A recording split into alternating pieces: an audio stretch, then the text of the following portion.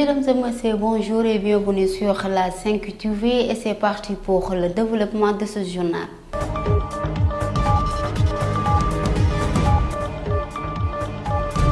Et nous débutons avec le journal Libération qui affiche à sa une du jour l'affaire de la fillette de 2 ans tuée à Mbour. Elle se nommait Ndiaya Gueye. Elle était victime de sales règlements de compte. 5 personnes dont le principal tueur et son épouse sont placées en garde à vue dans le cadre de l'enquête relative à la mort de cette petite fille tuée au quartier Liberté de Mbour. Selon les informations du journal, l'enfant était victime de collatéral dans son dit règlement de compte.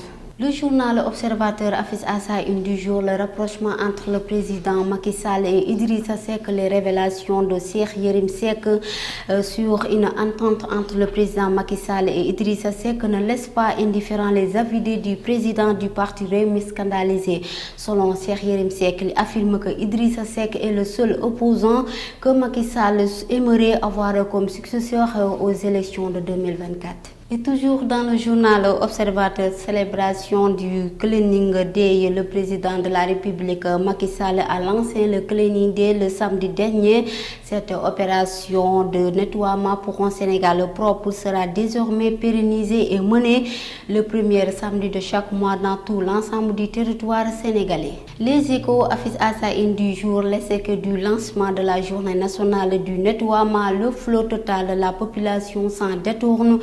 Les autorités politiques accompagnées de quelques militants à Dakar et dans les régions, le président Sall menace et affirme que ce qui s'est passé jusqu'à là n'est plutôt tolérable et nous allons s'y mettre un terme. Toujours dans le journal Les Échos, prochaine élection présidentielle, le PASTEF quête 10 milliards de francs CFA en 2024. Ousmane Sonko souligne que candidat ou pas, le président Macky Sall va quitter le pouvoir en 2024. Il serait plus intéressant pour lui qu'il réussisse tous ses magouilles pour être candidat car il se l'a battu à plate couture.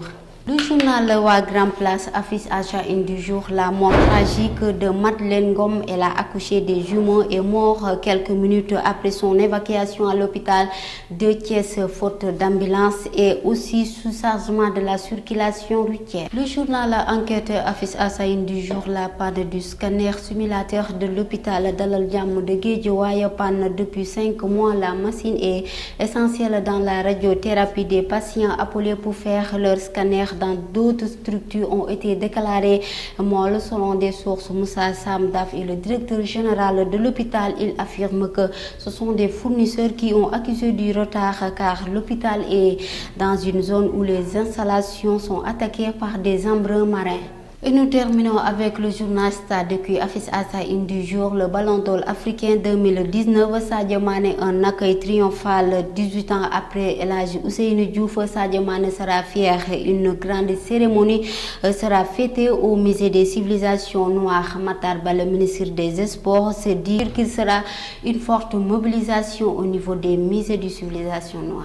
C'était tout pour l'actualité de ce lundi. Merci de nous l'avoir suivi à la présentation. Aminata Kor, Maguette était à la technique. Bonne fin de soirée à tous.